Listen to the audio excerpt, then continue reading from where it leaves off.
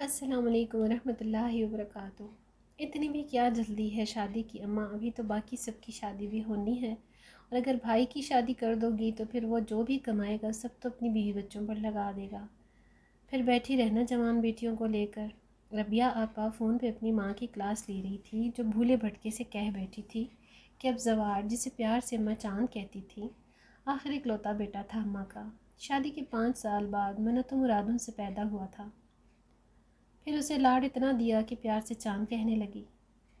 پھر اماں کی دل کی خواہش تھی کہ جوڑی ہو جائے، ایک اور بیٹا بھی پیدا ہو جائے، لیکن خدا کو تو کچھ اور ہی منظور تھا۔ اوپر نیچے 4 بیٹیاں پیدا ہو گئیں، پھر خدا کی طرف سے ہی بس ہو گئی، ورنہ اماں کی تو ضرور ایک اور بیٹے کے چکر میں پتہ نہیں کتنی بیٹیاں پیدا کر لیتی۔ وقت گزرتا رہا، ابا کچھ ہی دنوں میں اماں کو داغ مفارقت دے گئے، اور پھر ساری ذمہ داری اماں پر آ گئی۔ کچھ زمین حصے میں آئی، اس کا کچھ حصہ بیچ کر چاند کو باہر کے ملک بھیج دیا، اور پھر وہ کمانے والی مشین بن گیا۔ بہنوں کو اچھی سے اچھی تربیت دی، ان کی ہر ضرورت پوری کی، ربیہ کی شادی بھی کی، اور سمیہ کی شادی کے لیے بھی خرچہ بھیج دیا تھا۔ اب اماں کے دل میں بھی آرزو ہونے لگی کہ چاند کی دلہن لے آؤں۔ اسی خواہش کا اظہار کرنے کی دیر تھی، ربیہ بھڑک اٹھی، پر آگے سے بھی اماں تھی۔ دیکھ ربیہ، وہ میرا چاند ہے، اب 30 سے اوپر کا ہو گیا ہے، آخر کب تک اس کو کمانے کی مشین بناتی رہوں؟ اب جب سمیہ کی شادی پر آئے گا تو میں اس کے ہاتھ بھی پیلے کر دوں گی۔ لڑکی میں دیکھ چکی ہوں، بس چاند سے پوچھ کر نور بیوی کے ہاتھ میں کچھ پیسے پکڑا کے اسے اپنی بہو بنانے کی سند دے آؤں گی۔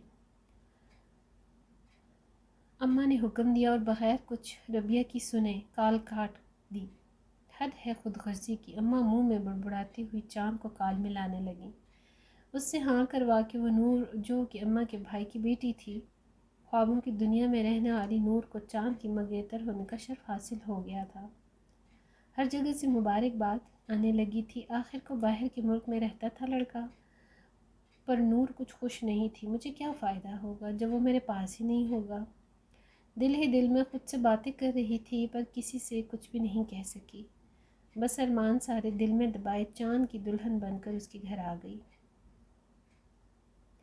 سمیہ تو رخصت ہو کر چلی گئی تھی، باقی رضیہ اور صفیہ رہ گئی تھی، ان کی بھی شادیاں کرنی ہیں ابھی۔ ربیہ نے شادی کے پہلے دن ہی چاند کو آڑے ہاتھوں لے لیا تھا۔ کتنے دیر انتظار کرنے کے بعد آخر کار نور کا چاند اس کے کمرے میں آیا تھا۔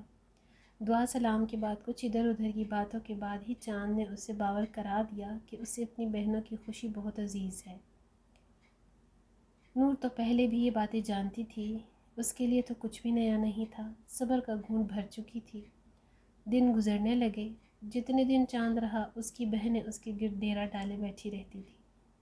ربیہ بھی ادھر ہی آ گئی تھی کہ کہیں نور اس کو پٹیاں ہی نہ پڑھا دے اور وہ باہر جانے سے انکاری نہ ہو جائے۔ رات کو بس کچھ ہی دیر ٹائم وہ نور کو دے پاتا۔ وہ دن بھی آ گیا جس دن چاند کو جانا تھا۔ بہنوں نے خوب مطالبے کیے اور نور بس خاموشی سے آنسو پینے کی کوشش کرتی رہی۔ چاند چلا گیا، ربیہ بھی اپنے گھر چلی گئی۔ پھر وہی عام کام اور سونا جاگنا ہوتا تھا۔ چاند فون کرتا، بہنیں سنتی اور کہہ دیتی نور سو رہی ہے، یا وہ گھر میں نہیں ہے۔ اس طرح چاند کی اور نور کی کتنے دن بات نہیں ہو پاتی تھی۔ نور اب تڑپنے لگی تھی، اسے چاند کی یاد آنے لگی تھی۔ سال گزر چکا تھا، نور کو تو کوئی امید بھی نہیں لگی تھی، اور چاند واپس بھی چلا گیا تھا۔ سارا دن دیواروں کو تکتی رہتی، کبھی کبھی غصے سے چلانے لگتی۔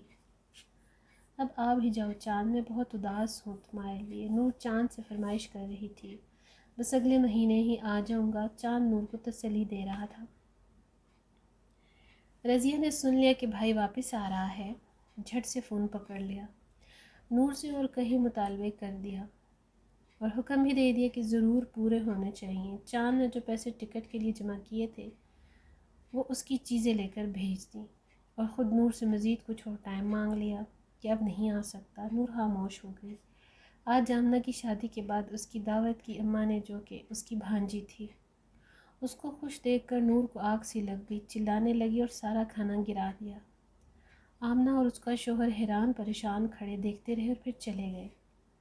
جن پڑ گئے ہیں، اس کو ربیہ کو اماں نے بلا لیا تھا۔ نور کی حالت دیکھ کر اس نے آتے ہی نئی راہ گلاب دی تھی۔ میرا جاننے والا ہے، ایک پیر چلو، اس کو ادھر لے جاتے ہیں۔ ربیہ نے اماں کو بہلا پھسلا لیا تھا اور نور کو پیر کے پاس لے گئی۔ پیر بھی ایک نمبر کا ٹھرکی تھا، خوبصورت سا نوجوان تھا۔ وہ نور کو دیکھ کر تو اس کا دل بھی مچلنے لگا۔ ربیہ کو کہتا کہ اس پر جادو ہے، میں رات کو اس کا توڑ کر دوں گا، اسے ادھر ہی رہنے دو۔ ربیہ اسے زبردستی ادھر ہی چھوڑ آئی۔ نور نے اس پیر کی طرف دیکھا تو وہ بہت اسے پیارا سا لگا، ملکدار۔ پیر نے اسے ہاتھ لگایا تو نور نے کوئی حرکت نہ کی۔ پیر کو بھی شہ مل گئی تھی اور نور بھی مرد کی محبت کو ترسی ہوئی تھی، اس لیے اس پیر کی قربت میں اسے سکون سا مل گیا تھا۔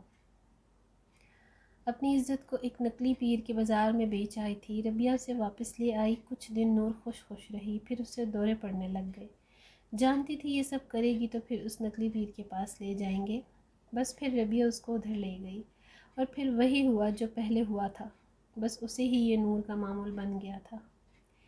اپنی عزت کو تار تار کرتی رہی، بس دل کا سکون حاصل کرتی رہی۔ نور کوئی غلط لڑکی نہیں تھی، لیکن اس کے شوہر کی جدائی نے اسے یہ سب کرنے پہ مجبور کر دیا تھا۔ ایک دم سے نور کو قہر محسوس ہونے لگی۔ وہ بھاگ کر واش روم گئی، اماں بھی پیچھے ہی آ گئی۔ ارے کیا ہوا نور بیٹی؟ اماں کچھ نہیں، بس تھوڑی قے آئی ہے، کوئی بڑی بات نہیں، اماں کو بھی تسلی ہو گئی۔ اور نور کو بھی اتنی عقل نہیں تھی۔ راز تو تب کھلا جب پیٹاگ نکلنے کو لگا تھا، ہر کوئی باتیں کرنے لگا۔ اماں کو بھی دال میں کالا لگ رہا تھا۔ ربیہ کو بلا لیا، وہ اسے ڈاکٹر کے پاس لے گئی۔ ایک قیامت ٹوٹ پڑی، نور ماں بننے والی ہے۔ سارے تیروں کا رخ نور کی طرف ہونے لگا۔ نور کے ماں باپ کو بلا کر اسے ان کے ساتھ رخصت کر دیا گیا اور چاند یہ خبر برداشت نہ کر سکا۔ دل کا دورہ پڑنے سے موقع پر ہی جان سے ہاتھ دھو بیٹھا۔ پھر نور ذمہ دار کہلائی گئی، اس نے بھی ٹرک کے نیچے آ کر اپنی جان دے دی اور اس طرح ایک خاندان بننے سے پہلے ہی ختم ہو گیا۔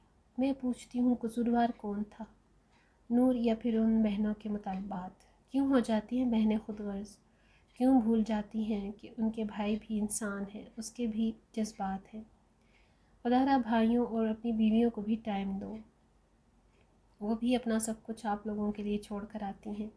یہ سب کرو گے کہ انہیں چھوڑو گے، دور بیٹھ جاؤ گے اور پیچھے مڑ کے بھی نہیں دیکھو گے تو پھر یہی حال ہونا ہے جیسا نور کا ہوا۔ میں نہیں کہتی کہ آپ کماؤ نہ، کماؤ ضرور کماؤ، پر اپنی بیویوں کے لیے ٹائم نکالو۔